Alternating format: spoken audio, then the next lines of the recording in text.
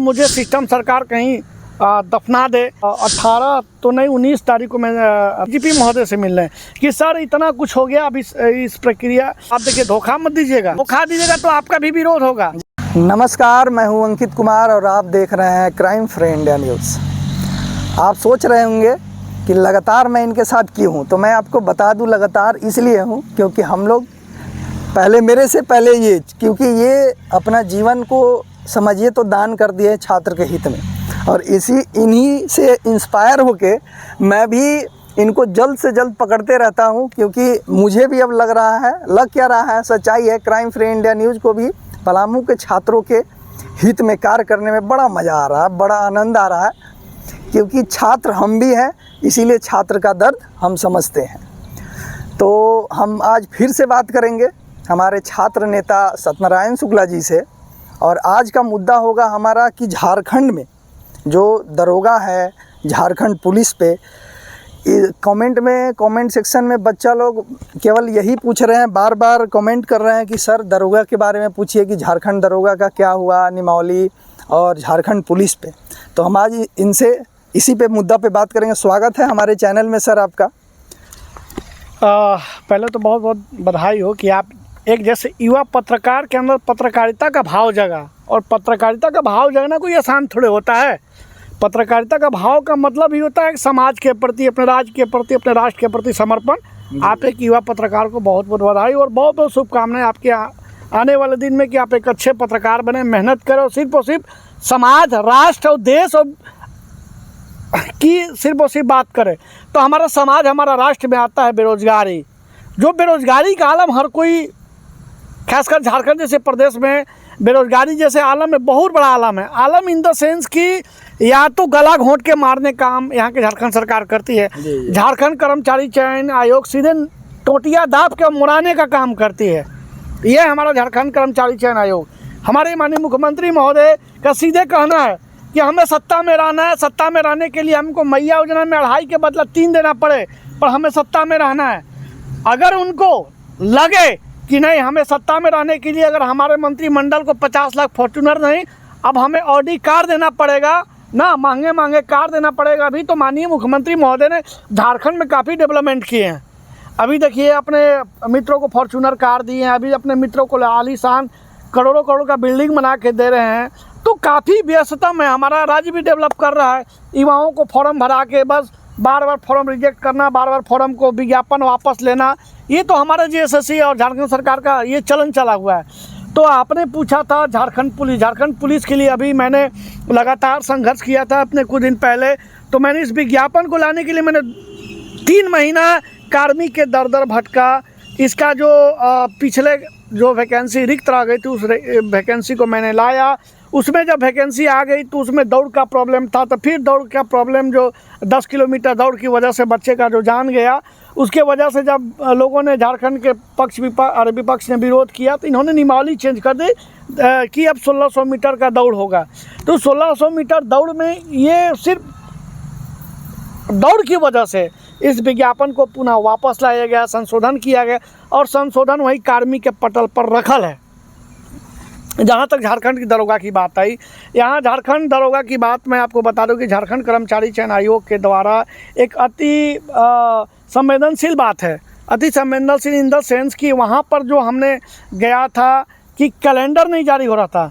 हालांकि कैलेंडर लाना सबसे मूर्खता की बात होती है कि कैलेंडर का पालन नहीं होता है, और झारखंड प्रदेश में कोई ऐसा वीर नहीं है कि झारखंड सरकार और झारखंड सरकार के सिस्टम से लड़े विज्ञापन लाने के लिए, विज्ञापन क्लियर करवाने के लिए। अब बाद में क्या होता है, डजंट मैटर एट ऑल, वो हमारे हाथ में नहीं है भैया। वो तो आयोग, सरकार और एजेंसी का काम है, वो तो हमारे हाथ में है नहीं। तो वो जब कैलेंडर में सूचित हुआ, कैलेंडर में जारी होने के पश्चात, तो वो भी बस हवाई में चला। तो उसमें भी हम जब मैंने गया, मैंने माननीय डीजीपी महोदय से मिला इस संदर्भ में, तो उन्होंने चाहे कार्मिक में इस संदर्भ में मिला तो बोला कि नहीं, झारखंड दरोगा का जो दौड़ होने वाला है 1600 मीटर, उसमें भी संशोधन होगा तब पहुंचेगा। मतलब कि इनका ये पंचवर्षीय योजना है। तो हम आपके चैनल के माध्यम से बच्चों को ये सूचित करना चाहते हैं कि इस क्राइम फ्री इंडिया चैनल के माध्यम से अंकित कुमार को मैं बता देना चाहता हूं, अंकित जी को, कि हम 20 तारीख को, चूँकि 22 तारीख को तो हमें जाना है महाकाल की नगरी, और मैं अतिशीघ्र महाकाल का आशीर्वाद लेके आता हूँ तो फिर देखता हूँ सिस्टम वो सरकार हमसे बड़ी है कि वो हमसे बड़ा है। मैं तो लड़ूंगा, या तो मुझे सिस्टम सरकार कहीं दफना दे, या तो सिस्टम सरकार हमें गोली मरवा दे, या तो सिस्टम वो सरकार हमें जिंदे जी मार दे। लेकिन छात्रों का मुद्दा पहले भी, चूँकि जेपीएससी जैसी मुद्दा पर ऐसे विभिन्न प्रकार की जो समस्या उसका हम समस्या का समाधान और निदान निकाल कर दिए हैं, ठीक ना।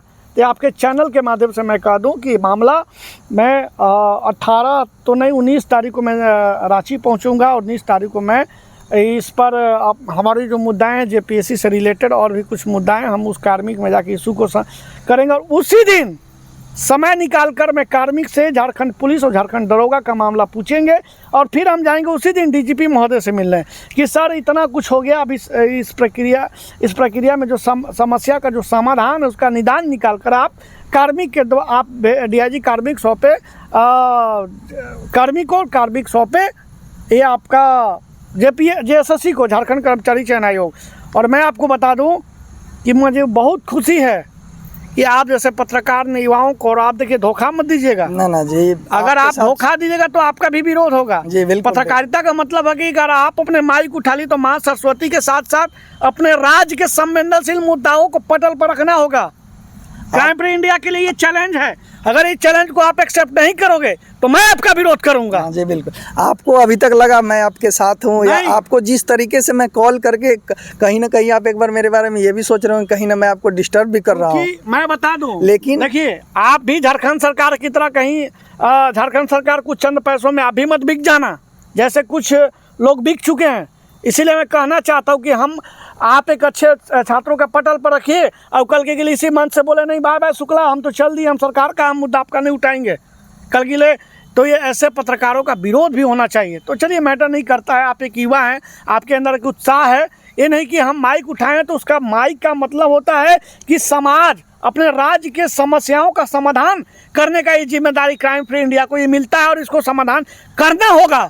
चूँकि आज 3.25 लाख जो नियुक्ति फंसा हुआ है, सिर्फ और सिर्फ सरकार दोषी है, सिर्फ और सिर्फ सिस्टम दोषी है, और कुछ पत्रकार भी दोषी हैं जो इस मुद्दा को पटल पर नहीं रखते हैं। तो चलिए, और भी आपके अगर कोई प्रश्न होंगे तो आप हमसे कर सकते हैं। अच्छा, ये मतलब मेरे दिमाग में भी है और हम इस पे देखे भी, क्या है ये जो छात्र के में भी दिमाग में भी आता ही है, ये जब ये बात होती है कार्मिक, जहाँ सुनिए कार्मिक। अच्छा, क्या ऐसा ज़्यादा मतलब कनेक्टिविटी है, क्या ऐसा कार्मिक का ज़्यादा रोल है जो हर बात जाके कार्मिक पे ही रुक जाती है? क्या है ऐसा छात्रों का मन में ये चल रहा, आप इसे थोड़ा क्लियर कर देखिए। हम आपको बता दें कि ये जो प्रश्न है, कार्मिक एक झारखंड का एक तंत्र है, एक सिस्टम है जहाँ से हर विभाग की समस्याओं का समाधान होता है।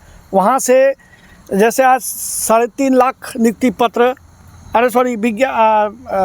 सीट खाली है पूरे सरकारी, तो एक कार्मिक बताएगी कि जैसे हर विभाग में कितना सीट है। एक राज्य का मेन तंत्र होता है जहाँ से नियम कानून पालन होते हैं, नियम कानून बनते हैं, उसका जो है वो जेपीएससी जेएसएससी और भी समस्याओं का समाधान कर। कार्मिक सरकार का तंत्र है, जो जितने भी सरकार के द्वारा नियमावली बनते हैं, विज्ञापन जो भेजे जाते हैं जेपीएससी जेएसएससी, और भी जो समस्याएं होते हैं छात्र हित में, जैसे राज्य भाषा, कोई भी समस्या होता है आरक्षण से रिलेटेड, माने नियम का जो पालन हो रहा है कि हमारे झारखंड स्तर में कितनी उस धरातल पर वो उसके बीच देखा जाता है। मतलब कार्मिक एक मेन रोल है, उस रोल के माध्यम से ये चीज़ सूचित होता है कि नियम का पालन हो रहा है कि नहीं, नियम बनाना, नियम का पालन करवाना, इसके कहीं मामला उच्च न्यायालय में न फंस जाना। मतलब कि झारखंड सरकार का एक संवैधानिक एक सरकारी तंत्र है जिसके माध्यम से ये चीज़ बताया जाता है कि अगर कोई समस्या है ना, सरकारी कार्यों के सरकारी नियुक्तियों में कोई मामला पेज पर, मतलब सरकारी नियुक्ति का हेड ऑफ बॉस कार्मिक ही सचिव है। बस यही मैं आपको कहना चाहता हूँ। चलिए, एक और सवाल मैं पूछूंगा, मेरे मन में आ रहा है, लेकिन थोड़ा सा तीखा सवाल है, आपको भी बुरा लग सकता है, लेकिन छात्रों के हित के लिए मुझे पूछना पड़ रहा है आपसे, और इसके लिए मैं क्षमा प्रार्थी हूँ, लेकिन आपसे पूछूंगा कि ये बार बार आप आश्वासन दिला रहे हैं, इसमें मतलब मेरा कहने का मतलब है, मैं बोलना नहीं चाहता लेकिन छात्र के लिए बोल रहा हूँ, क्या मतलब बच्चों का ठगी हो रहा है या आप क्या करते हैं? क्योंकि आप इस चीज़ को क्लियर करें, क्योंकि ठीक है अंकित जी, आपके प्रश्न इसका सम्मान है। पत्रकार का कोई भी प्रश्नों को सम्मान करना चाहिए, देखिए सम्मान ही हैं तो आप खड़े हैं। तो मैं आपको बता दूं कि ऐसा कुछ भी नहीं है। और छात्र जानते हैं कि सत्यनारायण शुक्ला ज़मीनी स्तर से कार्य करता है, उसको धरातल पर दिखता है, ऐसा कुछ नहीं है। हम सभी छात्रों को कहना चाहते हैं, हम लोग सभी कोचिंग संस्थान, सभी छात्र एक साथ मिल के काम करेंगे और झारखंड के युवाओं का रोज़गार दिलाने का जो काम है वो न्याय दिलाने का काम करेंगे। और साथ ही साथ मैं एक चीज़ और मैं आपको बता दूं कि इसमें कुछ और प्रश्न शायद छूट गए, मैं आपको जवाब दे देना चाहता हूं। इसमें पीटी और मेंस ये संभावना नहीं है। मैं बार बार कह रहा हूं कि दरोगा में पीटी मेंस हो सकता है, नहीं भी हो सकता है। अब ये हम आपको कार्मिक में जाने के बाद बता देंगे। दरोगा की सीटों की संख्या बढ़ने की कुछ संभावनाएं हैं, ये हम आपको 2-4 दिन में बता देंगे। बहुत बहुत धन्यवाद। चलिए, मेरे चैनल से जुड़ने के लिए और छात्र के लिए सबसे बड़ा योगदान देने के लिए ऐसे ही बने रहे आप क्राइम फ्री इंडिया न्यूज़ के साथ। और क्राइम फ्री इंडिया न्यूज़ आपके साथ, छात्र के साथ हर टाइम हर पल आपके साथ खड़ी है और ऐसे न्यूज़ और आपको अपडेट करते रहेगी। जय हिंद, जय भारत।